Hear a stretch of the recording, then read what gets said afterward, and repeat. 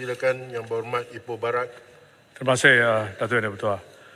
Datuk Yang Dipertua, saya percaya gaji progresif ini adalah satu di antara di mana ciri-ciri kita nampak ada yang terkini, di mana aku janji yang dibuat oleh Pakatan Harapan sekarang dilancarkan supaya dapat manfaat kepada semua rakyat di negara ini.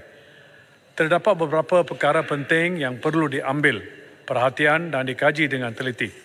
Antaranya adalah seperti berikut.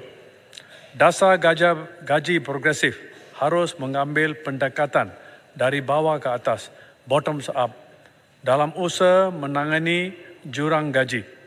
Ia harus melibatkan pembersih, pengendal mesin, pengawal keselamatan, pemeriksa kawalan kualiti dan pelayan.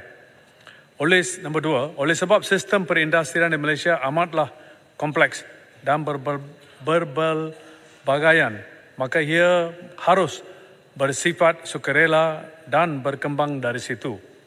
Nombor 3, memastikan bahawa dasar gaji progresif meliputi dan berpatutan dengan latihan dan pembangunan serta produktiviti.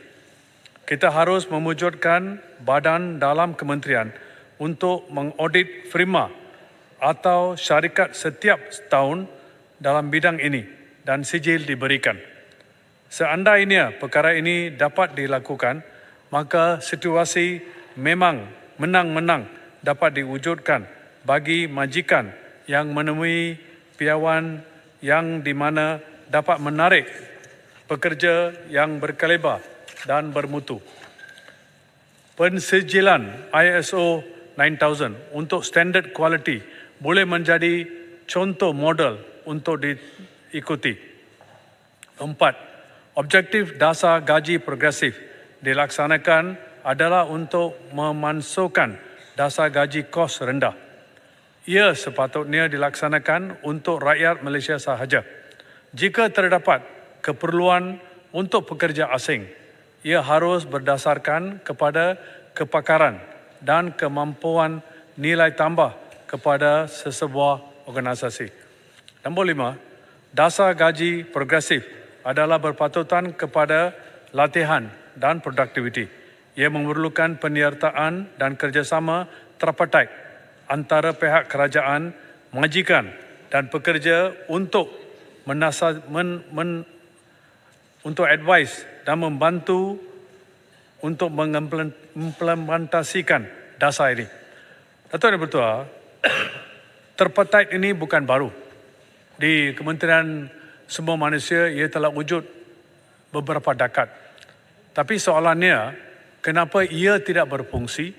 Kenapa ia tidak mengadakan mesyuarat seperti yang adakan dulu setiap bulan dan mengikut ILO keperluan sekurang-kurangnya 2 mesyuarat setiap tahun, supaya perbincangan dibuat dengan pihak-pihak stakeholders.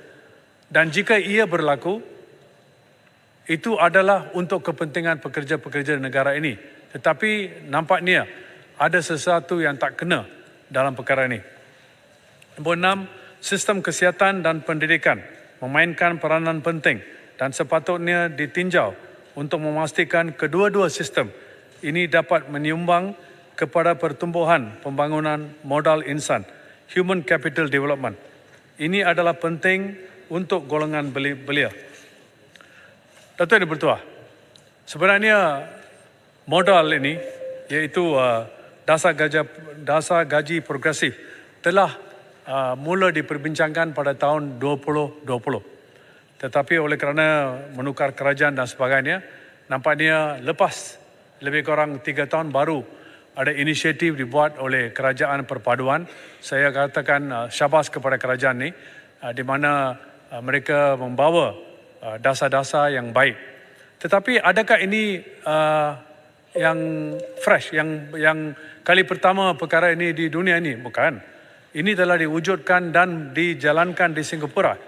Di Singapura, bila ia dimulakan, ia juga sebagai sukarela, tetapi tidak berfungsi. Ramai di antara majikan-majikan yang kata akan terlibat dalam sistem dasar gaji progresif ini tidak terlibat.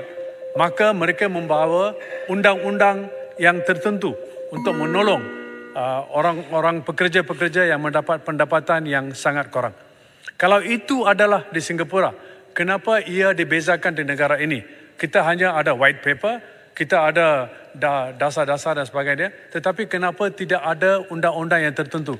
Yang Berhormat Menteri mengatakan bahawa lebih dari 90% majikan di negara ini adalah dari SME, maka ini adalah sedikit luar biasa. Saya rasa ini bukan sedemikian. Ini adalah perkara yang sama di negara-negara yang lain. Kita perlu mengambil tindakan supaya betul-betulnya pekerja-pekerja yang memerlukan pertolongan tersebut boleh mendapat manfaat. 3 sektor sahaja di Singapura diberi keutamaan. Dan 3 sektor tersebut adalah pembersih, pengawal keselamatan dan tukang kebun. Dan ini perlu diberi perhatian di negara ini juga. Dan dalam white paper ini, dia kata pihak-pihak yang layak adalah first come first basis. Dan saya rasa ini akan menyusahkan semua orang kerana kita tahu bila kerajaan mengatakan menolong masyarakat miskin, tetapi ramai di antara pencuri adalah masyarakat kaya raya. Dan masyarakat miskin ini dianiayakan. Dan saya percaya first come first basis ini tidak akan beroperasi dengan senang. Saya harap ia akan dikaji balik supaya kita ada sistem di mana semua majikan yang ingin mengimplementasikan dasar gaji progresif ini layak dan kerajaan akan menolong mereka. Dan Menteri juga patut memberitahu bahawa dasar gaji yang telah disarankan oleh bekas menteri-menteri kewangan seperti Menteri Kewangan Bagan, Menteri Kewangan Senator Yang Berhormat Zaiful, di mana mereka mengatakan ada dasar-dasar yang tertentu, macam satu di antara adalah Malaysia at Work, di mana kalau kita tengok Malaysia at Work untuk Malaysia at graduate, untuk wanita, untuk pekerja dalam, untuk apprentice, apakah sistem-sistem itu tidak boleh digunakan pakai? Kalau saya tengok dalam bila saya baca apa yang ditawarkan dulu dan sekarang, nampaknya apa yang ditawarkan sekarang adalah sangat kurang dari apa yang ditawarkan dulu. Dan ini sebenarnya tidak merangkumi semua pekerja yang patut mendapat manfaat tersebut. Dan saya juga ingin katakan sebagai akhir, Datuk Yang Bertuah, adalah di mana kita perlu betul-betul mengambil tindakan untuk menolong semua pekerja-pekerja yang berpendapatan kurang. Tapi kalau kita tengok di muka surat 31, dia kata bahawa ia akan menolong pekerja-pekerja, saya dengan izin saya baca, syarat penyertaan.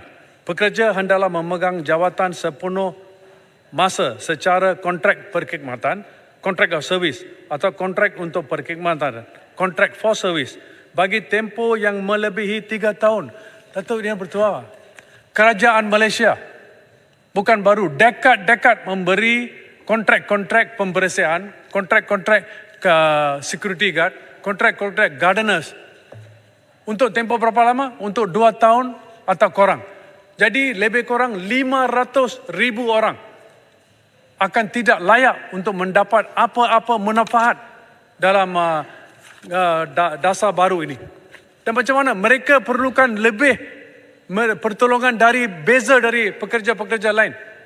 Walaupun kita ingat untuk menolong semua yang mendapat pendapatan yang kurang, tetapi nampaknya yang lebih mustahak adalah pekerja-pekerja ini yang tidak akan mendapat manfaat langsung walaupun mereka sedang berkhidmat dengan kerajaan. Jangan lupa mereka hanya mendapat pendapatan gaji 1 bulan 1,500 sahaja. Adakah mereka akan berada di tempat di gaji tersebut saja untuk beberapa tahun yang akan datang? Itu soalan saya. Terima kasih. Terima kasih Yang Berhormat Ipoh Barat. Berikutnya saya mempersilakan